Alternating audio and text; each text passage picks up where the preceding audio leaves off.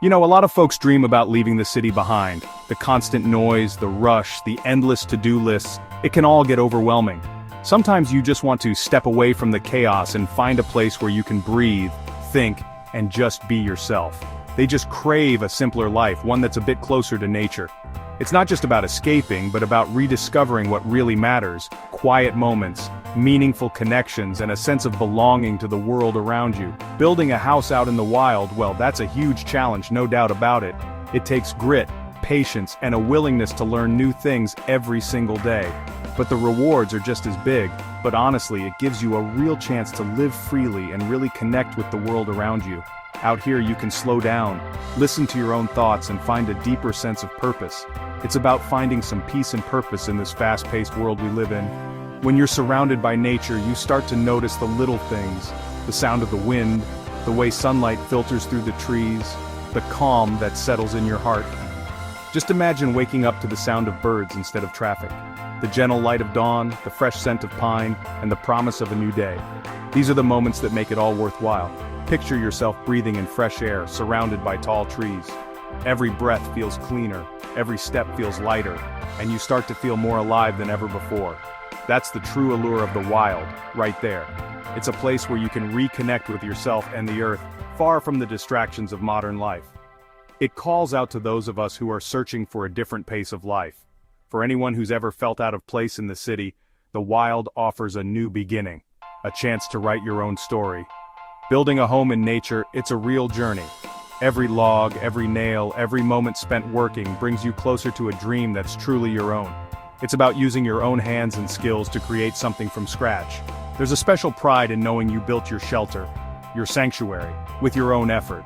And, it's also about respecting the environment and learning to live in harmony with it.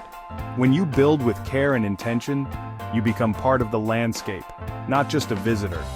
That's where true peace and purpose are found. So, the first step is picking just the right location. This decision will shape your entire experience, so take your time and really consider your options. Think about what you want from your surroundings: peace, adventure, or maybe a bit of both. You want to look for a spot that's close to water. Water is essential, not just for drinking, but for cooking, cleaning, and even for a bit of relaxation at the end of the day. Having access to a river or stream, that's crucial for things like drinking and washing up.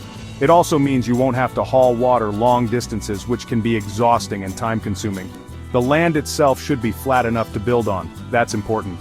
Uneven ground can make construction tricky and uncomfortable, so look for a spot that's level and stable. And hey, don't forget to think about the path of the sun when you're choosing your spot. The direction your home faces can affect how much natural light and warmth you get throughout the day.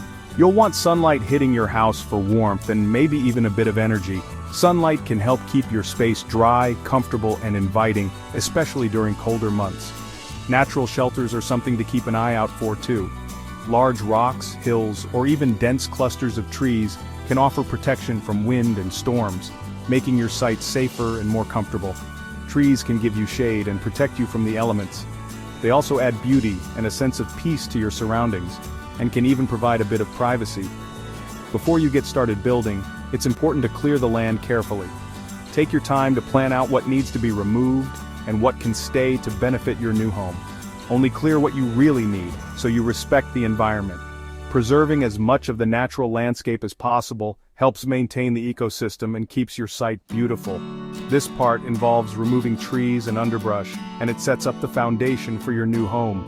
With thoughtful planning and a bit of effort, you'll create a space that's both practical and harmonious with nature. Building a house out in the wild, well, it takes a lot of resourcefulness. You're not just putting up 4 walls and a roof, you're creating a home from whatever nature provides. Every decision you make, from where to build to what materials to use, can mean the difference between a sturdy shelter and a drafty shack. You're going to be using natural materials like wood and stone. These are the building blocks of wilderness construction, and you'll need to gather them yourself, often hauling heavy loads over uneven ground.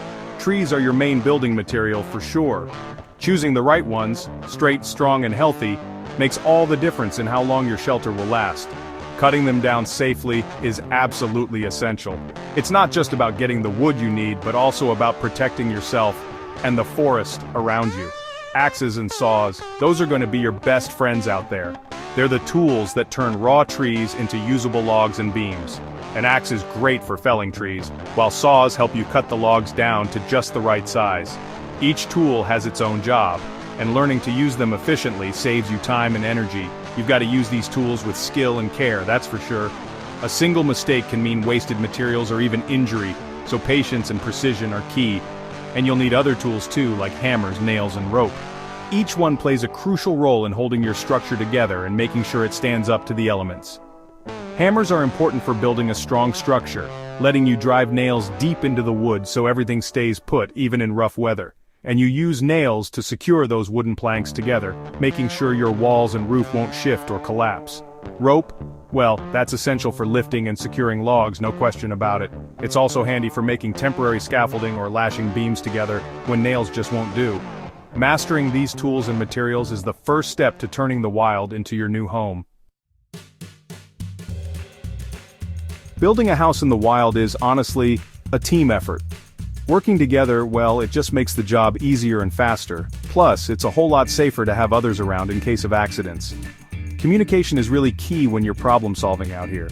You gotta discuss challenges and solutions openly. Teamwork, it fosters a sense of community and that shared feeling of accomplishment. Every challenge you overcome together, it just strengthens the bond between builders. Sharing knowledge and skills is absolutely essential in the wild. It makes sure everyone can pitch in and contribute to the project. While we rely on traditional tools, technology can, honestly, be really helpful. Water filters, for example, provide safe drinking water. Solar panels offer a renewable energy source. These advancements, they don't diminish the accomplishment. No, they actually enhance our connection with nature. We can live sustainably while still enjoying, some modern comforts. Imagine sitting on your porch, a warm drink in hand. You built this home with your own hands, using both ancient skills and modern technology. The feeling of satisfaction is just immense. You've not only built a house, but a connection with nature and with the people you share it with. So, what will your wild adventure be?